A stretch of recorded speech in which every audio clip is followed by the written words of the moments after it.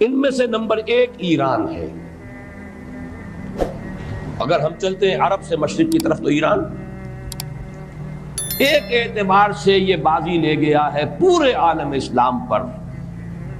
ان کے مذہبی عقائد، ان کی فقہ سے ہمیں جو اختلاف ہے وہ ہے اپنی جگہ پر ہے. آپ کو معلوم ہے میرے بارے میں کسی کو اشتباہ نہیں ہو سکتا اس اعتبار سے. میری جس درجے دشمنی رکھی گئی ہے، جس طرح میرے سر کا جو ہے مطالبہ ہوتا تھا، 2 ہی آدمی تھے پاکستان میں کہ جن کے سر مانگے گئے. ایک کراچی کے وہ شاہ بلیغ الدین صاحب اور ایک نے. تو اس حوالے سے وہ اپنی جگہ پر اختلاف ہے، لیکن اس حقیقت کا اعتراف کیے بغیر نہیں رہا جا سکتا پورے عالم اسلام میں یہ واحد مسلمان ملک ہے جس نے بہرحال اپنی شریعت، اپنے عقائد کے مطابق ایک مذہبی انقلاب برپا کیا ہے. اور پورے عالم اسلام میں مذہبی سطح پر، حکومت کی سطح پر فنڈامنٹلسٹ صرف ایک ملک ہے کہ اس پہلو سے ایران ان کا ٹارگٹ ہے، ٹارگٹ نمبر 1 ایک خاص اعتبار سے. ٹارگٹ نمبر 1 ایک دوسرے اعتبار سے ہم ہے، وہ میں بعد میں عرض کروں گا. چونکہ حکومت کی سطح پر فنڈامنٹلزم ہے اور وہ آیا ہے ایک عوامی انقلاب کے نتیجے میں، پھر ان کے پاس تیل کی دولت ہے، اس کے خلاف اکنامک سینکشنز بھی ہو جائیں تو اگر لیبیا کھڑا ہو سکتا ہے تو بہرحال وہ بھی کھڑا ہو سکتا ہے. اور نقشہ وہ دنیا کو دکھا چکا ہے کہ لڑا دے ممولے کو شہباز، یہ نقشہ بھی اس نے دکھا دیا. یہ ہے ایران کا معاملہ. نمبر 2 پاکستان. پاکستان 400 برس کی تجدیدی مساعی کا امین ہے، امانت دار ہے. پورے ہندوستان میں مجدد الفسانی رحمت اللہ علیہ، شاہ ولی اللہ دہلوی رحمت اللہ علیہ، سید احمد بریلوی رحمت اللہ علیہ اور ان کا جہاد، پھر اس 20ویں صدی عیسوی میں یا 14ویں صدی ہجری میں علامہ اقبال جیسا مفکر، مولانا مودودی جیسا مصنف، مولانا الیاس جیسا مبلغ، شیخ الہند جیسا مجاہد حریت، پورے عالم اسلام میں ان کا پیرلل کوئی موجود نہیں. یہ 400 سال کی تاریخ ہے، اس کی امانت اور اس کے نتیجے میں یہاں کے مڈل کلاس میں فنڈامنٹلزم کا ایک نیوکلیس ہے. اگرچہ حکومت کی سطح پر کوئی پیش رفت نہیں ہو سکی آج تک، بلکہ اب تو پسپائی ہو رہی ہے، اب پیچھے ہٹ رہے ہیں. وہ ہمارے ان سیاسی جو بھی زعماء ہیں، جو جماعتیں ہیں، ان کی غلطی ہے اور الیکشن ہی کو واحد میدان بنا کر اس کے اندر اپنا سارا وقت و توانائیاں اور قوتیں ضائع کر دینا. یہ ہے در حقیقت جس کا کہ یہ صدا مل رہی ہے کہ اس اعتبار سے تو پسپائی کی طرف ہے معاملہ، کسی پیش رفت کی طرف نہیں ہے. لیکن باہر والے تو دیکھتے ہیں نا کہ اندر کیا کچھ مواد موجود ہے. اگر مڈل کلاس میں وہ فنڈامنٹلزم کا بارود موجود ہے تو کسی بھی وقت اس کے اندر جو ہے وہ کوئی دھماکہ ہو سکتا ہے. دوسری بات جو ان کے لیے ایک اعتبار سے ٹارگٹ نمبر 1 ہمیں بنا رہی ہے وہ ہمارا ایٹمک نو ہاؤ ہے. پورے عالم اسلام میں اور کسی کے پاس نہیں. اسلامی بم اگر بنے گا تو یہی بنے گا. یہ ہے مختلف اسباب جس کے بنا پر ایران اور پاکستان کو آپ بریکٹ کر لیجئے، یہ اس نیو ورلڈ آرڈر کا جو ٹارگٹ نمبر 1 ہے، ایک اعتبار سے ایران ہے، ایک اعتبار سے پاکستان ہے. اب نوٹ کر لیجئے، یہ کتابیں اگر آپ پڑھنا چاہیں تو کتاب الملاحم میں پڑھیے. بدترین عذاب عربوں پر آیا کھڑا ہے، سروں پر ٹنا ہوا بدترین. ایسی جنگ ہونی ہے الملحمۃ العظمیٰ، جس کو کہ میں بھی آپ کے گواہی پیش کر دوں گا، جسے کہا گیا ہے لاسٹ کروسیڈ. بش نے بھی کروسیڈ کا لفظ بول دیا تھا، پھر واپس لیا اس نے. نکل جاتی ہے جس کے منہ سے سچی بات مستی میں، فقیہ مصلحت بین سے اور رندے بادہ خار اچھا. کروسیڈ کہہ کر پھر واپس لیا. یہ کروسیڈ اس کے اوپر جس قدر نقصان ہونا ہے عربوں کا، گریٹر اسرائیل بنے گا، یہ عراق، شام، اردن، سعودی عرب کا کچھ شمالی علاقہ، ترکی کا جنوبی علاقہ، مصر کا صحرائے سینا، اور اس کے ساتھ ہی جو بہترین اس کا زرخیز ترین علاقہ ڈیلٹا آف نائل، یہ سب یہودیوں کے قبضے میں جائے گا.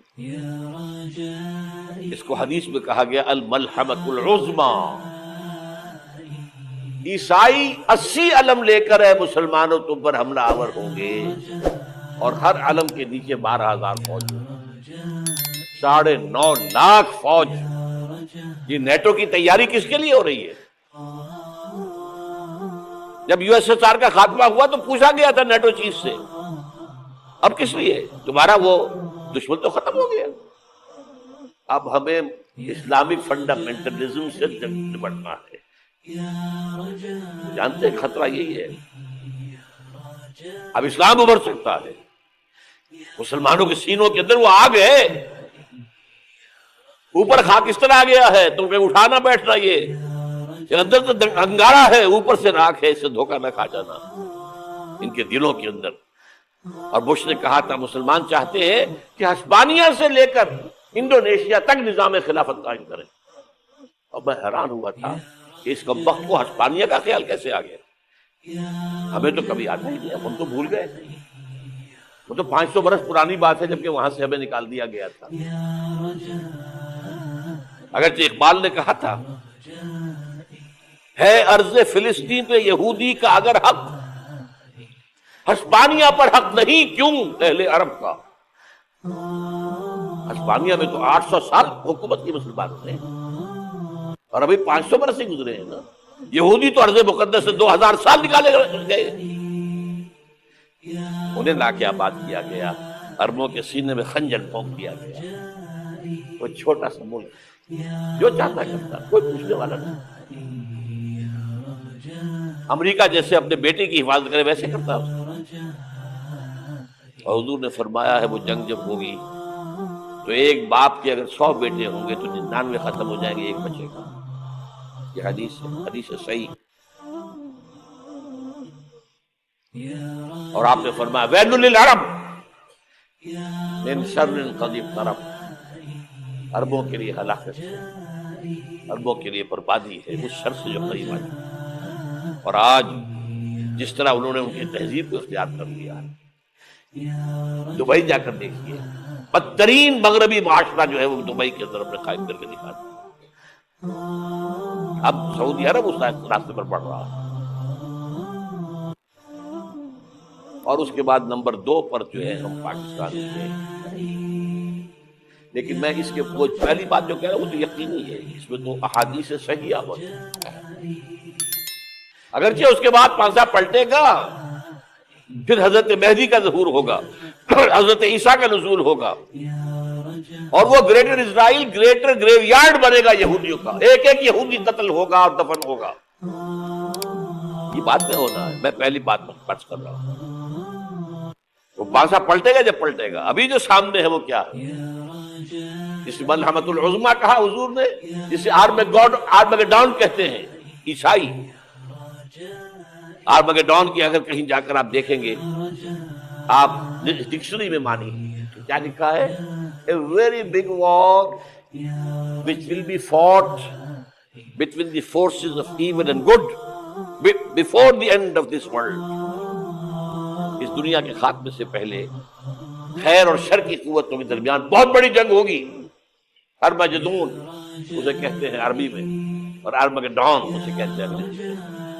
اور یہ بائبل کی آخری کتاب کے اندر ہے، جو اس میں کہ مکاشفات یوحنا، ریولیشنز آف سینٹ جان. یہ تو میں کہہ رہا ہوں یقین کے ساتھ، اور زیادہ دور نہیں آیا چاہتا ہے.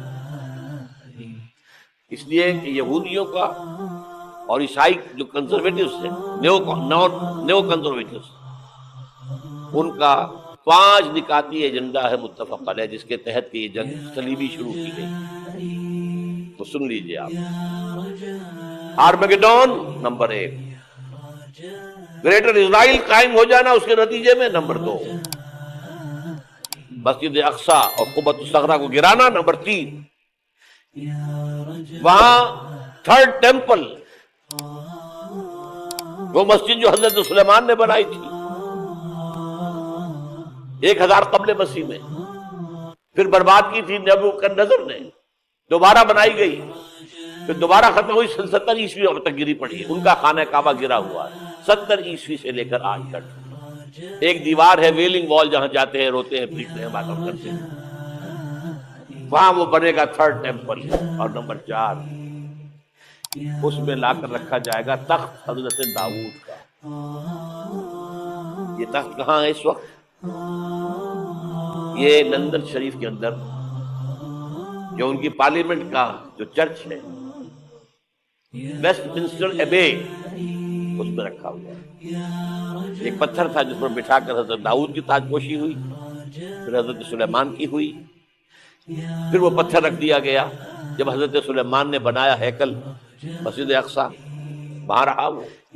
ہر بادشاہ جو تھا یہودی اسی کے اوپر بٹھا کر اس کی تاج پوشی ہوتی تھی۔ سن 70 میں ٹائٹس نے گرایا اسے ہیکل کو، وہ پتھر لے گیا، وہاں سے روم گیا، روم سے آئرلینڈ گیا، آئرلینڈ سے اسکاٹ لینڈ آیا، اسکاٹ لینڈ سے انگلینڈ آیا، اور اب وہ رکھا ہوا ہے 14ویں صدی عیسوی سے آج تک وہ ویسٹ منسٹر ایبے میں رکھا ہوا، ایک کرسی کی سیٹ میں اسے بنا دیا گیا ہے تخت کی شکل۔ اب انگریزوں میں کوئی ملکہ ہو، کوئی بادشاہ ہو جس کی بھی تاج پوشی ہونی ہے، اس میں ہو، یہ لا کر رکھا جائے گا تھرڈ ٹیمپل، اور اس پر یہودیوں کے خیال کے مطابق ان کا مسیحا آئے گا جو مسیح دجال ہوگا۔ عیسائیوں کے خیال کے مطابق حضرت عیسیٰ آئیں گے، وہ ہمارا بھی خیال ہے حضرت عیسیٰ آئیں گے علیہ السلام۔ ہمارا یہ تو بعد کی باتیں ہیں نا، اس وقت جو میں عرض کر رہا ہوں عربوں پر بہت بڑا عذاب، اور پاکستان کا معاملہ البتہ یہ ہے، میں یقین سے نہیں کہہ سکتا، ہینگنگ ان دی بیلنس، ہو سکتا ہے اللہ تعالیٰ ہم پر رحم فرمائے، ہو سکتا ہے اگرچہ اس کی شرائط ہو۔ چمن کے مالک اگر بنا دیں موافق اپنا شعار، اب بھی چمن میں آ سکتی ہے پلٹ کر چمن سے روٹھی بہار، اب ہو سکتا ہے۔ اور یہ بھی ہو سکتا ہے کہ اللہ تعالیٰ نے معجزانہ طور پر ہمیں ملک دیا، ہم نے اللہ سے بدعہدی کی، وعدہ خلافی کی، غداری کی، لہذا سزا دی جائے اور ہم سے یہ ملک چھین لیا جائے۔ It's just possible۔